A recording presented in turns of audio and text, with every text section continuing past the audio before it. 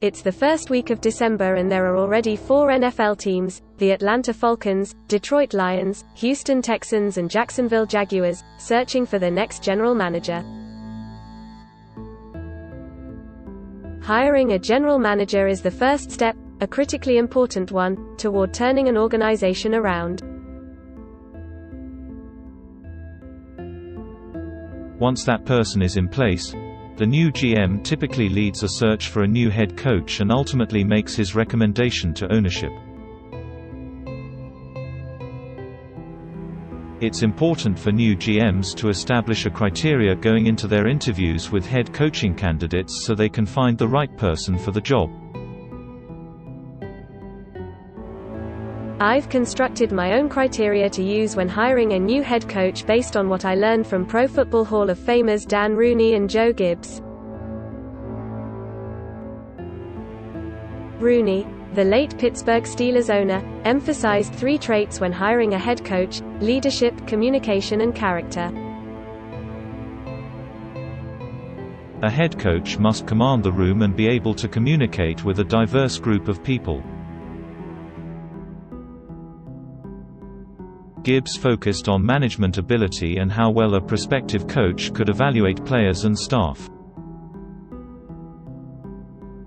When Gibbs arrived in Washington in 1981, he wanted to run a wide-open offense, but quickly adjusted to a system that leaned on 2 tight end sets after discovering his initial vision wasn't working, a radical move in the NFL at that time. Being able to put his ego aside and construct a game plan that better suited his personnel was so valuable. He led Washington to an 8-3 finish that season after a 0-5 start, and won his first of 3 Super Bowls with the team the following season. Next in the pecking order of general manager responsibilities is establishing the reporting structure, or who reports to whom.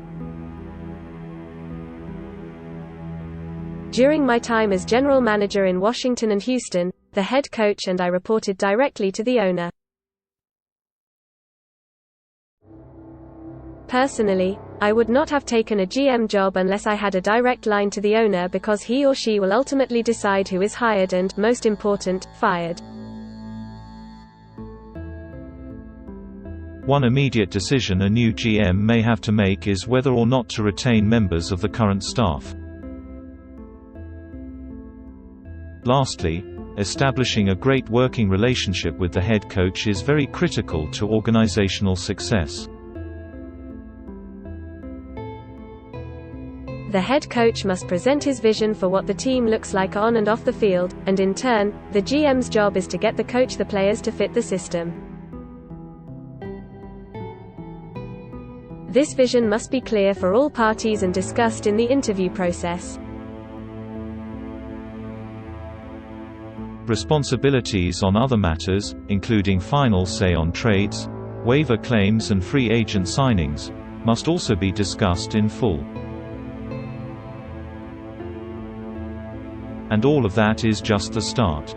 Today, after talking to my sources around the league, in breaking down the current state of the 4 franchises with general manager vacancies.